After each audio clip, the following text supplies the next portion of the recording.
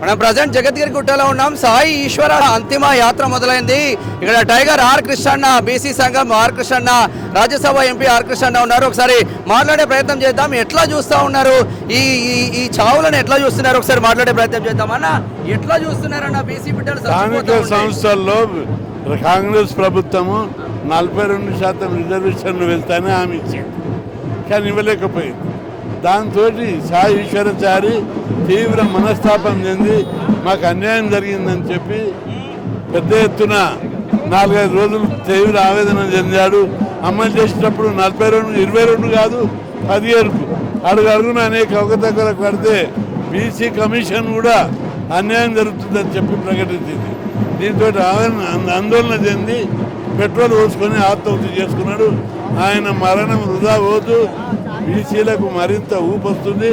ఆయన కుటుంబాన్ని ఆదుకోవాలి, ఆయన కుటుంబానికి 2 కోట్ల ఎక్స్గ్రేస్ ఇవ్వాలి, అదేవిధంగా 500 గజాలు ఇళ్ల స్థలము వాళ్ళ కుటుంబానికి ఉద్యోగం ఇవ్వాలని చెప్పి దీంట్లో కూడా శవ రాజకీయాలు నడుస్తూ ఉన్నాయి అన్న. బీజేపీని టార్గెట్ చేసి శవ రాజకీయాలు చేస్తూ ఉన్నారు. మీరు బీజేపీలో ఉన్నారు కాబట్టి బీజేపీని టార్గెట్ చేస్తూ ఉన్నారు. కేంద్రంలో బీజేపీ చేస్తుంది. బీజేపీ ఎట్లా చేస్తుంది? ఇలా బీజేపీ ఇలా రూలింగ్ ఉందా? బీజేపీ గొప్ప పార్టీ. ప్రధానమంత్రినే బీసీని చేసింది, రాష్ట్రపతిని ఒక ట్రైబల్ చేసింది, ఉపరాష్ట్రపతి బీసీని చేసింది. ఏ పార్టీ అయినా చేసిందా? జనాభా లెక్కలు తీసారు, చరిత్ర అది. జనాభా లెక్కలు వచ్చినాక చూపెడతాం ఏం చేస్తాము.